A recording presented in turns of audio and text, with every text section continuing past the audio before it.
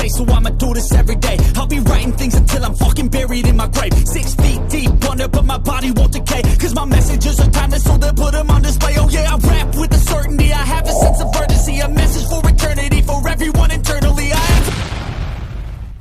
Honneur à vous les gars, j'espère que vous allez bien et bienvenue sur Fumi Show. Review du chapitre 236 de Blue Lock les frérots. On va analyser, on va regarder un petit peu si là le choix scénaristique des auteurs est un choix judicieux, pertinent ou pas. Je vais vous donner mon avis les frérots. Mais je vous avoue que je n'étais pas prêt pour une contre-attaque encore des Uber et une contre-attaque des Bastards maintenant. On va voir si ça sert à quelque chose ou pas. Mais en attendant les frérots, je vous rappelle que vous pouvez toujours vous procurer Dragon Ball Broken Horizon, le fan manga que je scénarise, qui se trouve juste là. Les 4 tomes sont sortis. J'ai encore des frérots qui viennent me voir et qui me disent « Ouais, le tome 4, il est sorti, je l'attends. » Les frérots, on a sorti le tome 1, 2, 3, 4. Et si tout va bien, on va pouvoir sortir le tome 5 fin d'année 2023 ou peut-être début d'année 2024. Je vous rappelle que Dragon Ball Broken Horizon est un fan manga donc sur l'univers de Dragon Ball. Je suis au scénario et mon frérot Charminator est au dessin. Donc si vous voulez découvrir un peu plus l'univers de votre ami Fumigène, n'hésitez pas à vous procurer les tomes de Dragon Ball Broken Horizon. Vous venez me voir en privé et je vous explique comment on fait. Tout simplement, je vous les envoie chez vous directement en live and direct, ça rigole pas. Bon. Review Blue Lockienne, les frérots. Ouais, cette chaîne, ça va devenir une chaîne footballistique, hein, parce qu'entre Captain Tsubasa et Blue Lock, là, on parle beaucoup de football. Mais non, je vais aussi parler d'autres choses. Il y a des films que j'aimerais bien aborder sur cette chaîne, et je vais le faire, les frérots. Alors, qu'est-ce qui s'est passé dans ce chapitre ? Grosso modo, on a toutes les pensées de Iori Iyo qui est en train, encore une fois, de se libérer de ses chaînes. Enfin, il se libère tout le temps de ses chaînes. Ce mec, ça fait 2 chapitres qu'il se libère de ses chaînes. Et là, il se rend compte, d'un coup, il voulait abandonner le foot, mais Izagi fait revivre la flamme de la volonté, de l'envie de faire du foot en lui. Et finalement, il se rend compte qu'il veut encore faire du foot et il veut aider Izagi.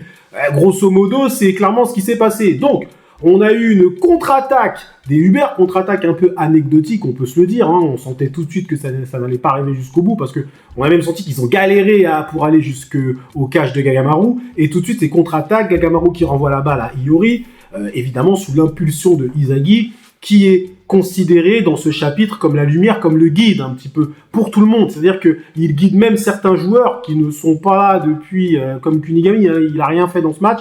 Et lui, d'une certaine façon, il est en train d'aider pour le but d'Izagi ou le but d'Iori, on ne sait pas encore. Mais, que dire sur ce choix scénaristique et narratif ?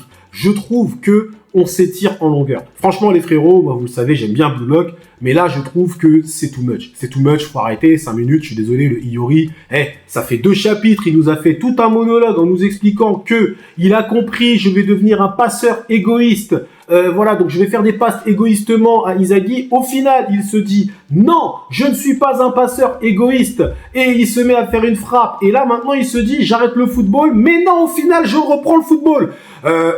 Au bout d'un moment, mon frérot, faut savoir, enfin, je veux bien que tu sois, on va dire, tiré d'un côté comme de l'autre et tout, mais 3 chapitres pour te réveiller, enfin, je trouve que c'est un peu une narration tirée en longueur, une forme de faux suspense, en fait, qui est inutile très clairement, parce qu'on sait que ça va aboutir à la victoire des Bastards. Comme je vous ai dit, le seul suspense, c'est de savoir qui va gagner. Alors peut-être que Muneyuki Kaneshiro me fait mentir et il va y avoir contre-attaque des Uber et but de Barreau, j'en sais rien. Mais on sait tous que on s'oriente vers une victoire des Bastards. Et tu nous fais encore ce truc de ouais, Iori, ah oui, mon passé, mes parents, c'est trop. C'est trop, je le dis très clairement, c'est trop. Les frérots, moi vous savez, je critique pas pour rien. Mais là, quand j'ai lu le chapitre, à la fin, je me suis dit, et on en est où alors ? Enfin, je veux dire, je suis d'accord que des chapitres doivent se rentrer à l'intérieur d'un tome, donc il n'est pas obligé systématiquement de raconter quelque chose, mais ça fait 3 chapitres qu'on raconte les mêmes choses. Grosso modo, on est sur ce Iori Iyo qui est tiraillé. Enfin, je veux dire, au bout d'un moment, t'es sur un match de foot, frérot,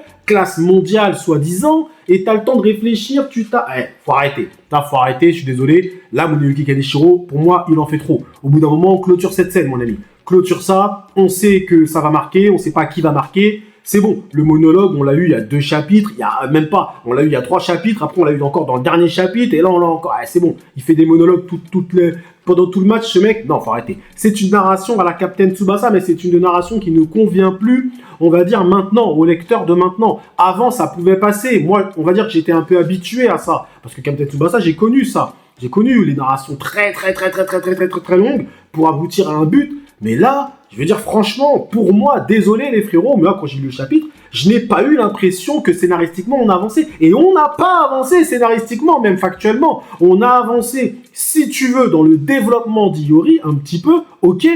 Mais au final, enfin, il lui a fallu tout ça pour comprendre qu'il voulait jouer au foot. Et même il le dit à la fin, j'arrêterai de jouer au foot. Enfin bref, c'est pas très clair son truc en vrai de vrai, faut se le dire. Blue Lock, c'est pas un manga technique ultra difficile à comprendre. Mais là, pour nous faire un joueur qui fait comme ça, un coup oui, un coup non, un coup oui, un coup non, frérot, c'est bon. Contre-attaque, mets ton but, mets ta vision, et on va laisser peser, mon ami, parce que là, faut pas déconner quand même. Donc bref, vous l'avez compris, ce chapitre-là, je l'ai pas kiffé, même si en soi, les dessins sont bons, tout est bon, attention.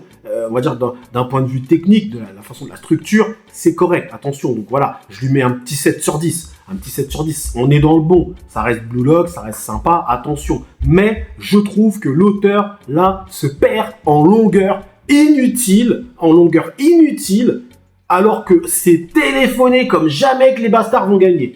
Je veux dire, il n'y a pas un mec en zone commentaire qui m'a dit que c'est peut-être les Uber qui vont gagner. Tout le monde sait que c'est les bastards. Donc, c'est quel genre de suspense, ça, en fait?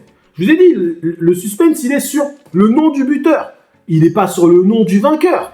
Il est sur le nom du buteur, très clairement. Donc, bref, en tout cas, il y avait quand même des choses plutôt sympathiques. L'intervention de Kunigami qui sert enfin à quelque chose dans ce match. Le fantôme, on peut l'appeler Kunigami le fantôme, hein, fantomasque, hein, pas clairement, mais là, il a servi à quelque chose. Bon, Baro était anecdotique lui aussi, malheureusement. Bon, voilà, il y a des choses qui étaient quand même, qui aussi sont bien et d'autres qui le sont un peu moins. En tout cas, je trouve que la narration, pour moi, c'est beaucoup trop long. Très clairement et simplement. Et le développement d'Iori, faut clôturer ça, c'est bon. Faut clôturer ça, on a compris, frérot. On a compris. Enfin, on a compris. Visiblement, nous, on a compris, mais lui, Iori, il a toujours pas compris. Bref, on verra. On verra comment ça va se dérouler par la suite. Les frérots, j'ai pas voulu être trop violent, mais je vous avoue que quand j'ai lu ça, je me suis dit, mais... Frérot, ça fait combien de temps qu'on attend ce truc-là? C'est bon, c'est bon. T'es encore dans ton délire de oui, je vais marquer mes parents. T'es encore là-dedans, là. T'es encore là-dedans, frérot. Même nous, on est passé à autre chose. Donc, bref. Merci à vous, les frérots, d'avoir suivi cette review jusqu'au bout. Prenez soin de vous et que l'honneur ne soit pas avec Iori, désolé. Que l'honneur soit avec Baro. Voilà, Baro.